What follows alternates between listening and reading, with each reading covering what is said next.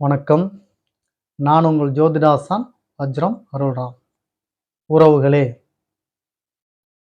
2026ஆம் ஆண்டு மார்ச் மாதம் 6ஆம் நாள் வெள்ளிக்கிழமையான இன்று காலை 8:24 மணி நேரத்திற்கு சனி பகவான் கும்பராசியிலிருந்து மீன ராசிக்கு இடம்பெயர்ந்து விட்டார். இவர் மீன ராசியில் அமர்ந்து 12 ராசிகளுக்கும் என்னென்ன பலன்களை தரப்போகிறார் என்பதை பற்றி நாம் சொல்லிக் கொண்டிருக்கிறோம். அதாவது நற்பலன்களை தருகிறாரா, தீய பலன்களை தருகிறாரா என்று நாளுக்கு ஒரு ராசி வீதம் நாம் பலாபலன்களை சொல்லிக் கொண்டு வருகிறோம். அதில் கடந்த நாட்களாக மிதுன ராசி வரை பலாபலன்களை நாம் சொல்லிவிட்டோம். இன்று நாம் பார்க்கவிருப்பது கடக ராசிக்காரர்களுக்குண்டான சனி பகவான் தரக்கூடிய பலாபலன்களை பற்றி பார்க்க போகிறோம். மிக ஆழமான அழுத்தமான பதிவு இது. கடகராசிக்காரர்களே முழுவதும் பார்த்து நீங்கள் பயன்பெறுங்கள். அதையெல்லாம் சரிங்களையா, நற்பலன்களா தீய பலன்களா என்பதை ஃபஸ்ட்டு சொல்லுங்கள் என்று நீங்கள் கேட்பது எமக்கு தெரிகிறது. சொல்கிறேன். அதற்கு முன் புதிதாக நமது சேனலை பார்த்து கொண்டிருக்கும் உறவுகளே, உங்களுக்கு ஒரு சில வரிகள். நீங்கள் உங்கள் உறவுகள், சொந்தங்கள், அக்கம் பக்கத்தில் உள்ளவர்கள், நண்பர்கள் அனைவரிடத்திலும் நமது சேனலை எடுத்துச் சொல்லி அவர்களையும் சப்ஸ்கிரைப் செய்ய சொல்லுங்கள் உறவுகளே. காரணம், நாம் ஸ்ரீ ஜெயகௌரி ஜோதிடாலயம் என்னும் நிறுவனம் ஒன்றை நடத்தி கொண்டு வருகிறோம். அந்த நிறுவனத்தின் வழியாக நம்மால் முடிந்த சின்ன சின்ன உதவிகளை இல்லாதவங்களுக்கும் இயலாதவங்களுக்கும் ஏழை எளியவங்களுக்கும் செய்து கொண்டு வருகிறோம். அதேபோல் ஆலய பணிகள், ஆலய தொண்டுகளும் நாம் செய்து கொண்டு வருகிறோம். வேள்வி, ஹோமம் இது போன்ற நிகழ்வுகளை நாம் நடத்தி கொண்டு வருகிறோம். நாம் செய்யக்கூடிய இந்த செயல்களினால் கிடைக்கப்பெறும் நற்பலன்கள், அதாவது புண்ணியங்கள் அத்துணையும் கௌரி ஆன்மீக சேனலின் பார்வையாளராக இருக்கக்கூடிய உங்கள் ஒவ்வொருவருக்கும் கிடைக்கப்பெற வேண்டும் என்ற எண்ணத்தில்தான் அவ்வாறு சொல்கிறேன். உறவுகளே, புதிதாக நீங்கள் பார்த்து கொண்டிருப்பீர்கள் என்றால் உடனே நீங்கள் முதலில் நமது சேனலை சப்ஸ்கிரைப் செய்யுங்கள். அருகில் இருக்கும் பெல் பட்டனை ப்ரெஸ் பண்ணிக்கோங்க. லைக் பண்ணுங்க, ஷேர் பண்ணுங்க. இப்போ பதிவுக்குள்ளார போகலாம் வாங்க உறவுகளே.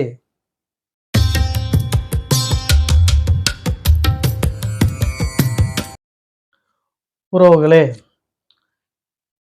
உங்களுக்கு மீன ராசியில் அமர்ந்த சனி பகவான் எவ்வித பலன்களை தரப்போகிறார் என்று கேட்டீர்களேயானால், நற்பலன்கள் தீய பலன்கள் இரண்டையும் பற்றி பார்த்து விடுவோம். உங்களுக்கு 9ல் அமர்ந்த சனி பகவான் என்னென்ன பலன்களை தரப்போகிறார் என்று கேட்டீர்களேயானால், 7, 8 இதற்கு ஆதிபத்தியம் கொண்டவர்தான் சனி பகவான். உங்களது ராசி பிரகாரம் 7ஆம் பாவகத்திற்கும் 8ஆம் பாவகத்திற்கும் உரியவர் 9ல் அமர்ந்திருக்கிறார். அப்போ சுப பலனாக உங்களுக்கு மனைவியின் மூலமாக முன்னேற்றங்கள், ஏற்றங்கள் கிடைப்பதற்குண்டான வாய்ப்புகள் உள்ளது. மனைவியின் வழியாக கம்யூனிகேஷன் உங்களுக்கு அதிகரிக்கும், வெளித்தொடர்புகள் அதிகரிக்கும், முன்னிருந்த நிலையை விட அப்கிரேட் ஆவீர்கள். அது போன்ற சுப நிகழ்வை உங்களுக்கு சுபத்தை தருகிறார் சனி பகவான்.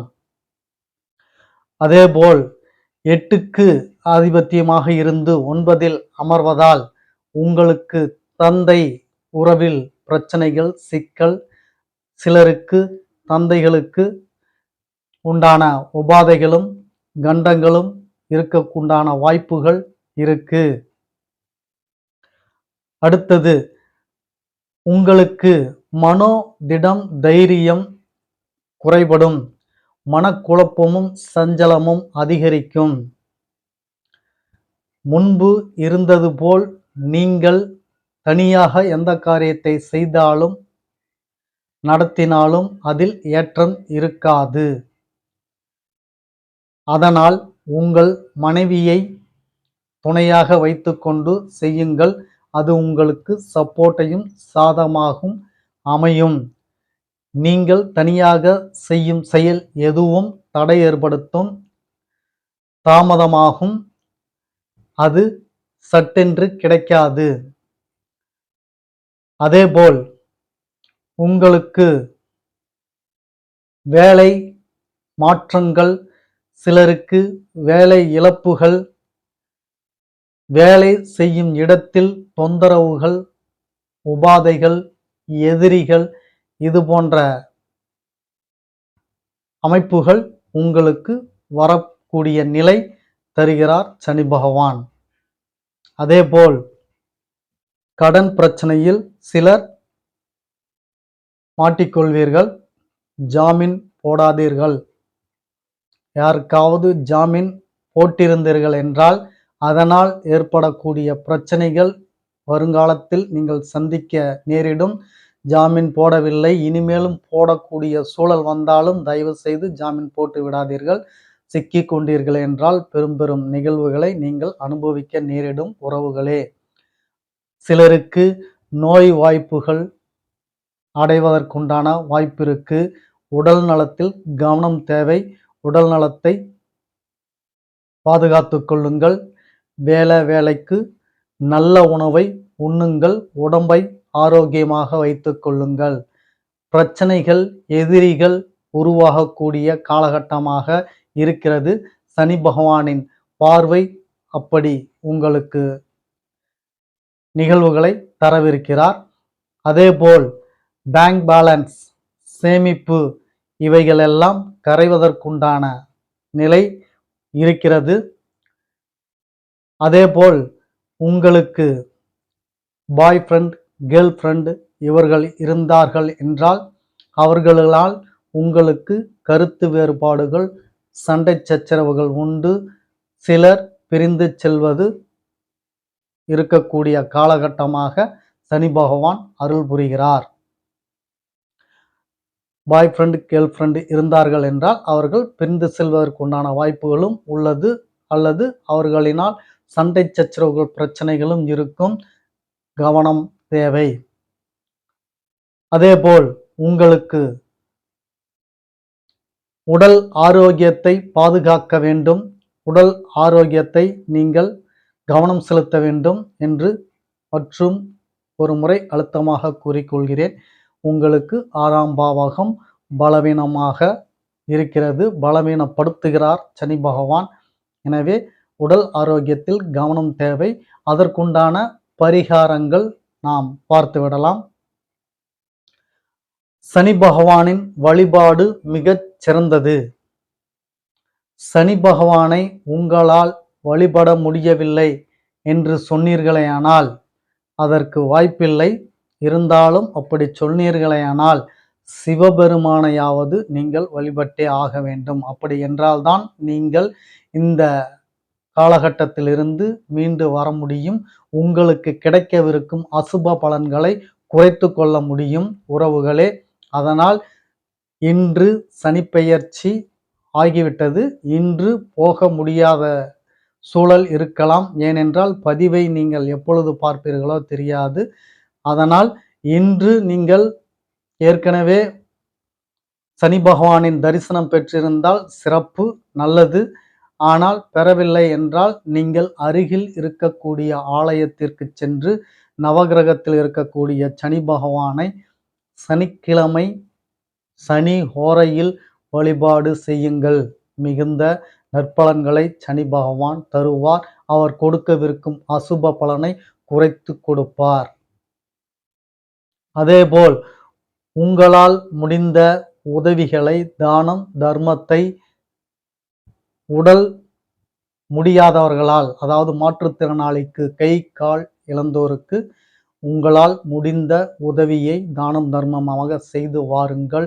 உங்களுக்கு சனி பகவான் கொடுக்கவிருக்கும் அசுப பலனை கண்டிப்பாக குறைத்து தருவார்.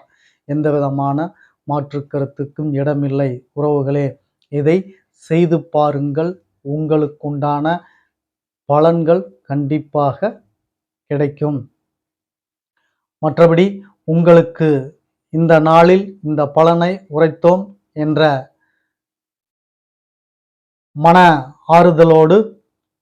ஆறுதல் என்றுதான் சொல்ல முடியும், மகிழ்ச்சி என்று சொல்ல முடியாது. ஏன் என்று கேட்டீர்களேயானால், உங்களுக்கு பலாபலன்கள் அத்தனையும் அசுப பலாபலன்களை நாம் சொல்வதால் இது மகிழ்ச்சி என்று சொல்ல முடியாது. ஆனால் இன்னொரு மகிழ்ச்சி என்று கூட சொல்லலாம். இதை நீங்கள் தெரிந்து கொண்டீர்களேயானால் மனோதிடத்துடனும் தைரியத்துடனும் கண்டிப்பாக நீங்கள் இருக்க முடியும். வரக்கூடிய பிரச்சனைகளை முன்கூட்டியே எதிர்கொள்வதற்கான சூழ்நிலையும் மனோதிடத்தையும் நீங்கள் வளர்த்துக் கொள்வீர்கள். இது உறுதி. ஒரு பிரச்சனை வந்தாலும் அருள்ராம் ஐயா சொன்னார், அது நடக்கிறது. சரி, இனி அது கடந்து விட்டது, இனி நன்னா இருக்கும் அப்படின்ற அந்த மனோதிடமும் தைரியமும் கண்டிப்பாக உங்களுக்குள் இருக்கும். நாம் வணங்கக்கூடிய என் அப்பன் திருச்சிற்றம்பலை தினந்தோறும் அவரை வணங்கிவிட்டு தான் நாம் மற்ற பணிகளில் ஈடுபடுவோம். அவர்களின் அருளால் உங்கள் மட்டுமல்ல, எல்லோருக்கும் எந்தவிதமான துன்பமும் துயரமும் இல்லாமல் எல்லோரும் மன நிம்மதியுடன் நிறைவுடன் நோய் நொடியற்ற வாழ்க்கை இல்லாமல் உங்களுக்கு ஆரோக்கியமும் சந்தோஷமும் நிலைத்திருக்க வேண்டும் என்றுதான் வேண்டிக் கொள்வோம். அதேபோல் இன்றும் வேண்டிக் கொண்டு அடுத்த பதிவில் நான் உங்களை சந்திக்கும் வரை உங்களுக்கு நன்றி, வணக்கம் சொல்லிக் கொள்கிறேன் உறவுகளே.